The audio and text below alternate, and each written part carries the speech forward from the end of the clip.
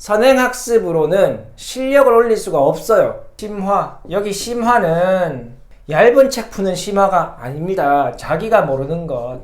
고등수학의 양이 많다.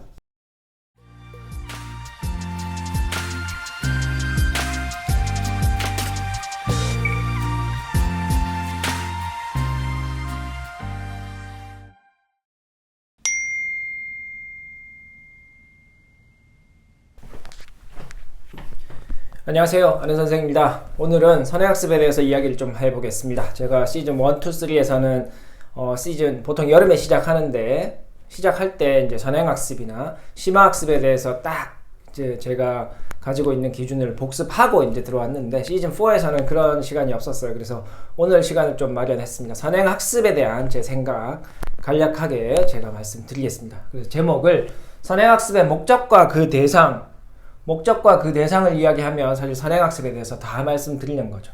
선행학습의 목적이 뭐냐? 여러분들 혹시 이제 영상 보시는 분들 중에 선행학습을 우리 아이에게 시키면서 지금은 성적이 안 좋지만 선행학습을 하고 있으니까 앞으로 좋아질 거야, 이런 생각을 갖고 계신 분들이 분명히 많이 계실 겁니다. 근데 선행학습으로는 실력을 올릴 수가 없어요. 그래서 선행학습의 목적은 실력 향상이 되어서는 안 됩니다. 그러니까 실력 향상을 기대하지 말라는 거죠.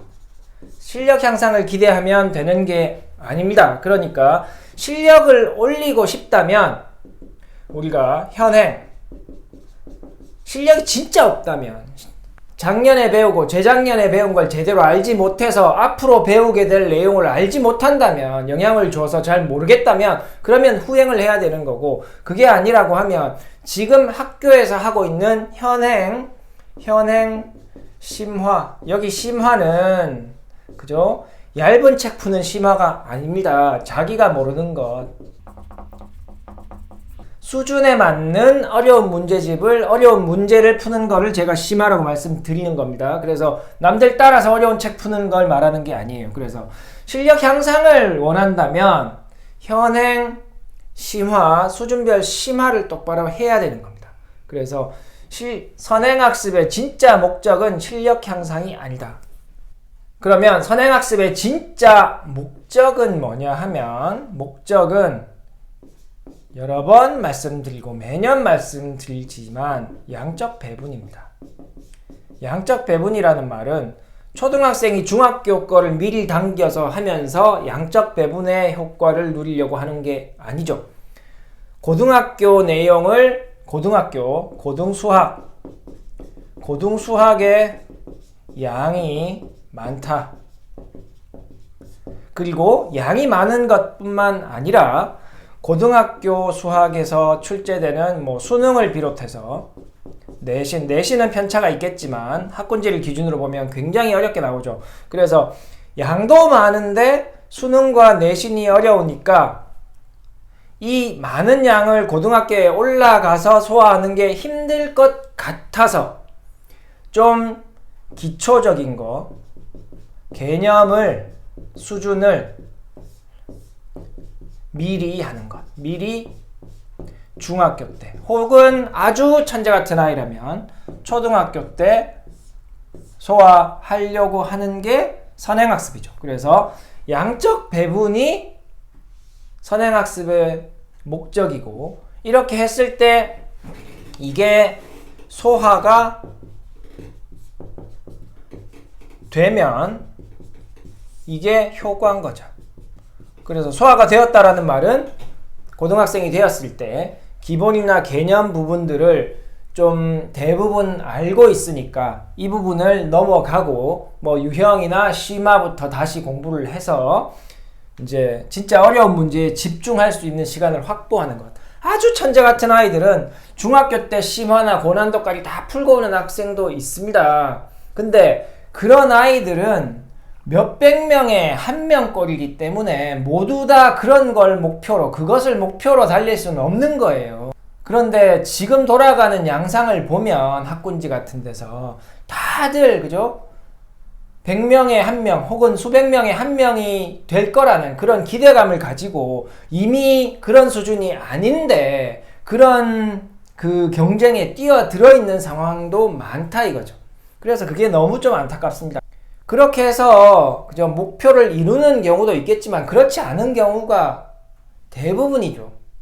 그러니까 그렇지 않게 되는 경우에 수학이 싫어지고 일찍부터 그런 힘든 과정을 겪게 해서 그래서 애가 수학에 흥미가 떨어지기 시작하고 그래서 가만히 뒀으면 그죠? 잘 하게 될 아이인데도 그렇게 이제 어려서부터 힘든 과정을 겪었기 때문에 수학이 싫어져서 결국에 뭐 수포자가 될 수도 있거든요. 그런 경우도 있기 때문에 제가 드리는 말씀입니다. 그래서 일단 선행학습의 목적은 실력 향상, 마음속에 우리 애가 지금 성적이 안 좋은데 선행을 하고 있다 이렇게 생각하고 이제 실력이 올라가겠지라는 생각을 갖고 계신다면 그런 기대는 하지 마시라.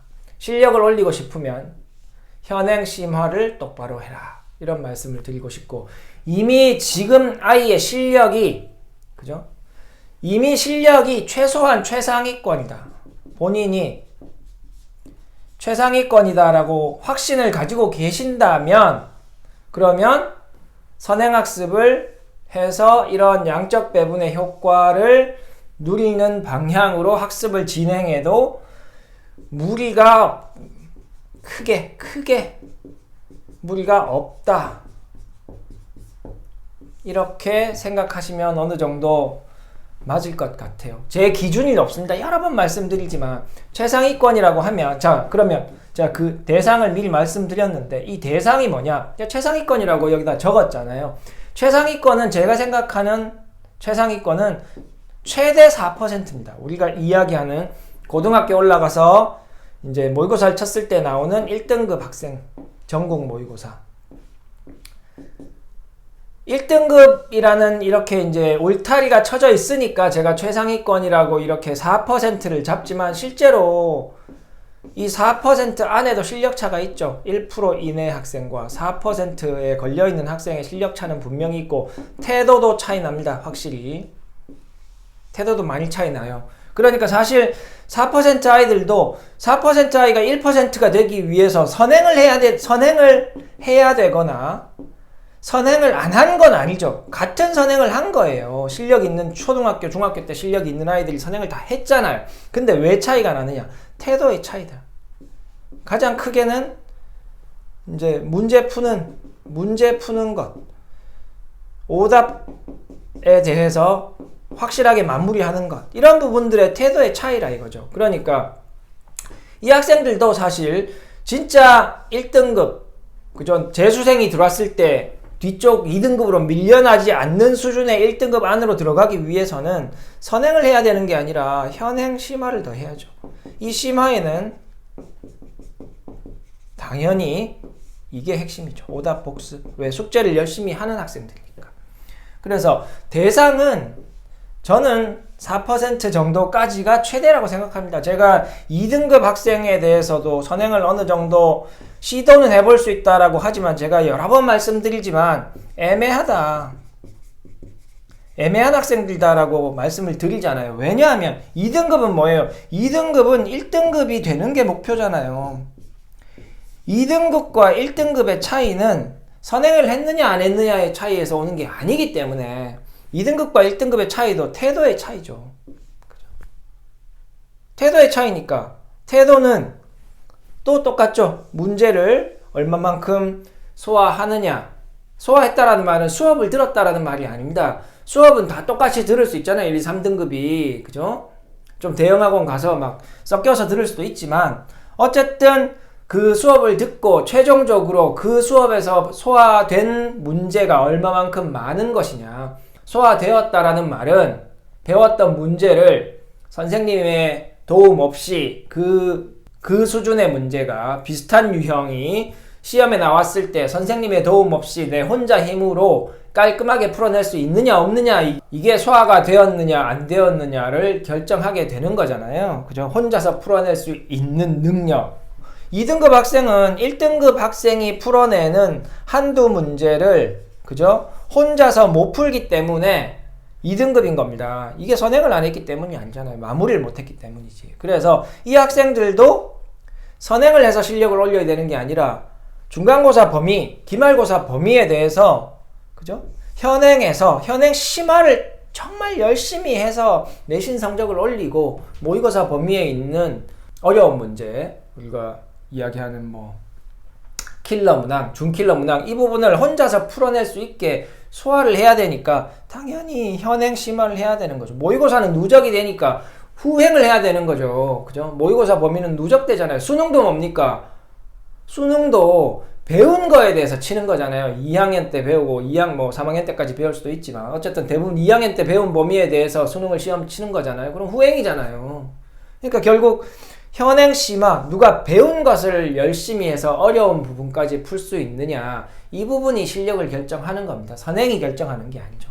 그래서 선행 학습의 목적은 다시 정리하면 실력 향상이 아닙니다. 그러니까 실력이 없다면 그러면 지금 배우고 있는 현행 학습 혹은 후행 학습에서 놓친 부분, 난이도가 좀 어려운 부분에서 못 푼 부분, 그 부분을 학생이 혼자서 해결할 수 있을 정도로 공부를 하면 되는 겁니다.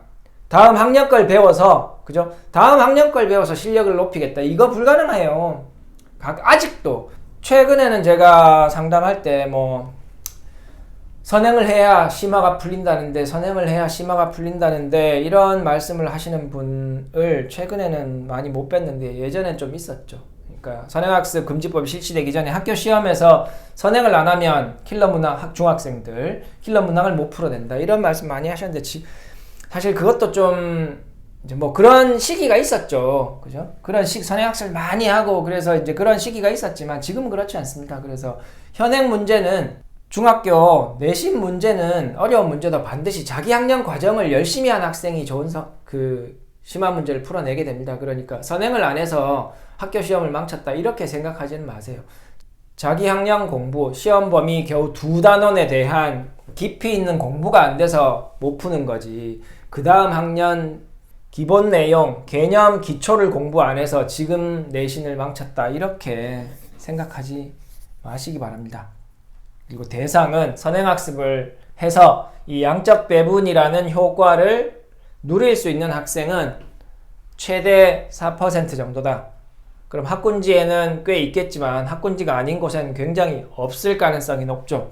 그래서 이 밖에 있는 학생들, 2등급, 3등급, 4등급 학생들, 2등급, 3등급, 4등급 학생들은 다들 3등급, 2등급, 1등급으로 등급을 올리고 성적을 올려야 되는 학생이죠. 가장 제가 쉽게 기준을 말씀드리는 게 그거잖아요. 실력을 올려야 하는 학생들은 다음 학년에 기본 개념을 자꾸 쉬운 쪽으로 공부할 게 아니라 지금 배운 내용, 지금 배우는 내용, 현행학습 혹은 이전에 배웠던 내용 그런 부분에 그 부분에 대해서 얼마나 깊이 있는 공부를 하고 있는지 그 부분을 더 신경 써야 한다는 겁니다.